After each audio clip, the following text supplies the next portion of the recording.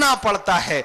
ये ताजमहल, ये लाल किला, ये जितनी भी तामीरें हैं जिन पर इतराते फिरते हो, सब पुरखों की जागीरें हैं। जिन पर इतराते फिरते हो, सब पुरखों की जागीरें हैं।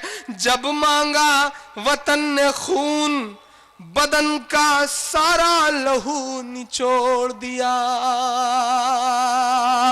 पाकिस्तान के खिलाफ विश्व कप में मैच, चाहे पहले बल्लेबाज कामरान अकमल को आउट करना हो या आखिरी बल्लेबाज मिसबाहुल हक को, काम तो बेटा जहीर खान ही आते हैं। तब कहना पड़ता है, जब मांगा वतन ने खून, बदन का सारा लहू निचोड़ दिया। जब मांगा वतन ने खून, बदन का सारा लहू निचोड़ दिया। अफसोस मगर इतिहास ने ये किस मोड़ पे लाकर छोड़ दिया। उनके हिस्से में किले मेरे बहुत बुरे दौर से गुजर रहे हैं। मुझे एक छोटा सा वाक्या याद है कि दिल्ली एयरपोर्ट पे एक मौलाना साहब, एक बुजुर्ग मौलाना साहब कहीं का सफर कर रहे थे। माशाल्लाह चेहरे से मुसलमान थे, दाढ़ी थी, सर पे टोपी थी, कुर्ता पजामा था। फ्लाइट में बैठ चुके, फ्लाइट टेक ऑफ होने से पहले लोगों को लगता है कि अपने घर फोन कर लिया जाए, बात कर ली जाए, बता दिया जाए कि अब फ्लाइट टेक ऑफ होने वाली है। उनके घर से फोन आया होगा, उन्होंने फोन उठाया, सीधे साधे आदमी थे, उधर से पूछा गया होगा कि फ्लाइट कब तक उड़ेगी, तो उन्होंने कहा कि बस फ्लाइट उड़ने वाली है। हमारा यह जुमला कहना कि फ्लाइट उड़ने वाली है, पड़ोस में बैठे हुए किसी ने सीआईएसएफ को बताया और 5 मिनट के अंदर हजरत को कस्टडी में ले लिया गया और 4 घंटे उनसे तलाशी ली गई, पूछताछ की गई, जब तक वो फ्लाइट दूसरी जगह पे लैंड नहीं कर गई। ऐसे दौर से गुजर रहे हम, हमें सोचना पड़ेगा। जब मांगा वतन ने खून, बदन का सारा लहू निचोड़ दिया। अफसोस मगर इतिहास ने ये किस मोड़ पे लाकर छोड़ दिया। उनके हिस्से में किले मेरे, उनके हिस्से में किले मेरे, हिस्से में छप्पर आते हैं। अफसोस मगर आतंक के हर इल्जाम मेरे सर आते हैं। बापू का कातिल कौन है। एक नज्म के लिए हुक्म है, लेकिन मदरसे की नज्म के लिए जो मेरी पहचान की नज्म है, इंशाल्लाह अभी 10 मिनट शायद बचे हुए, 8 मिनट 7 मिनट है। मैं वो पूरा आपका हुक्म वो भी इंशाल्लाह पूरा कर दे रहा हूं। उसके 2 बंद पढ़ दूंगा।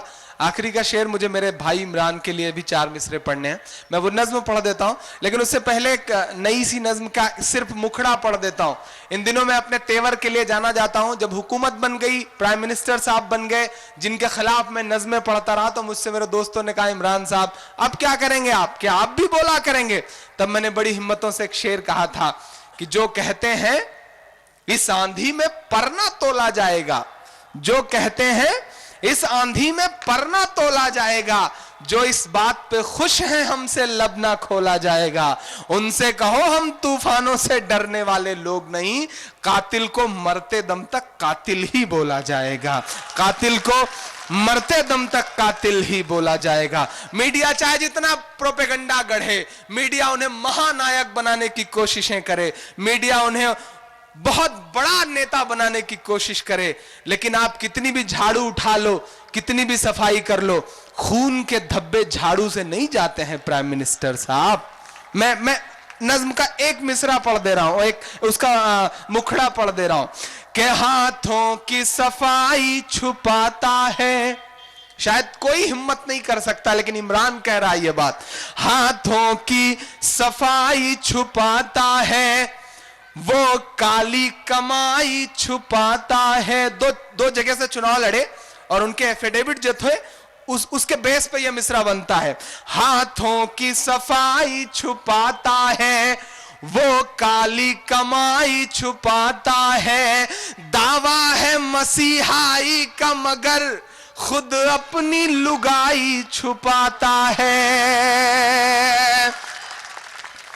दावा है मसीहाई का मगर खुद अपनी लुगाई छुपाता है। मीडिया ने जो गढ़ उस झूठी शान का क्या होगा। अगर लगे कि इमरान इमरान के दिल से निकले हुए मिसरे हैं तो पूरा अमरावती तालियों के शोर से पट जाए। मीडिया ने जो गढ़ रखा है उस झूठी शान का क्या होगा। जो बीवी का ना हुआ भला वो हिंदुस्तान का क्या होगा। वो हिंदुस्तान का क्या होगा। वो हिंदुस्तान का क्या होगा। उस नज्म के लिए मुझे हुक्म है। मैं वादा कर रहा हूं आपसे, मैं कोई बड़ी बात नहीं कर रहा हूं। पहली बार इस शहर में आया हूं, पहली बार इस शहर में आया हूं। कोई मुशायरा नहीं है, ये मेरी पहचान मुशायरों के हवाले से है। लेकिन आज इमरान साहब और बड़े बुजुर्गों की मौजूदगी में यह वादा करके जा रहा हूं कि मेरे हमनाम को जिताइए। मैं ये समझूंगा कि मुझे जिताया है। मैं 19 को जिस दिन आपका रिजल्ट आएगा, मैं ओमान जा रहा हूं मुशायरे में। मेरा इंडिविजुअल शो है, मेरी फलस्तीन की नज्म की वजह से वहां मेरा हॉनर किया जा रहा है, वो नज्म पढ़वाई जाएगी। मैं ओमान रहूंगा लेकिन मेरी नजरें अमरावती के रिजल्ट पर रहेंगी। और अगर आपने जिता दिया तो वादा कर रहा हूं कि अमरावती जब भी आवाज देगा, इमरान वादा कर रहा है, बिना किसी टर्म एंड कंडीशन के आपके शहर में जहां चाहेंगे वहां आऊंगा। बस एक बार मेरी बात का भरम रखिएगा। मैं वो नज्म पढ़ देता हूं जिसकी वजह से या तो बहुत बदनाम हूं या तो बहुत मशहूर हूं। मिला हमेशा, मीडिया से आंख मिला के पढ़ता हूं।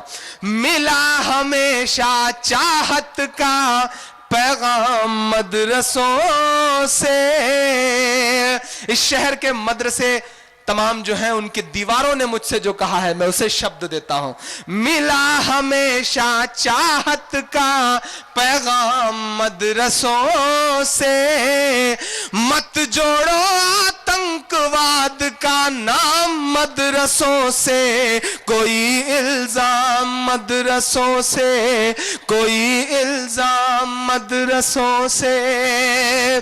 चाहे शेखुल हिंद हो या फजले हक खैराबादी।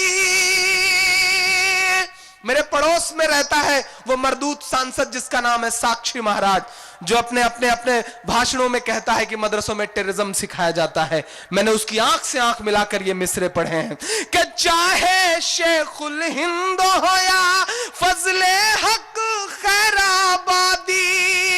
जंगे आजादी में सबने अपनी जान लड़ा दी, अपनी जान लड़ा दी। मिला तुम्हें आजादी का इनाम मदरसों से। मत जोड़ो आतंकवाद का नाम मदरसों से। कोई इल्जाम मदरसों से। आखिरी बंद इस नज्म का। उत्तर प्रदेश के तमाम इलाके इस बात के गवाह हैं। अंग्रेजों को लगा कि हिंदुस्तान पे हुकूमत करनी है तो मुसलमानों को मिटाओ, मुसलमानों को मिटाना है तो कुरान मिटाओ। मैं एक बंद पढ़ता हूं कि जंगे आजादी में फिरंगी लाख कुरान जलाए। जंगे आजादी में फिरंगी लाख कुरान जलाए। किसी भी हाफिज के दिल से एक हर्फ मिटा ना पाए, एक हर्फ मिटा ना पाए। लिया है अल्लाह ने ऐसा भी काम मदरसों से। मत जोड़ो आतंकवाद का नाम मदरसों से। कोई इल्जाम मदरसों से। जो एक दूसरे सिंबल से वोट बांटने की कोशिशों में आए हैं, उनके लिए बस इतना कहना चाहता हूं कि साजिशों की लिखावट हाथियों पर चला आ रहा। उसके कदमों की आहट समझ जाइए। बहुत शुक्रिया। और इमरान, तुम्हारे लिए बस इतनी दुआएं कि दुश्वारियां जितनी भी हैं आसान बना दे। और इस परचम में दम है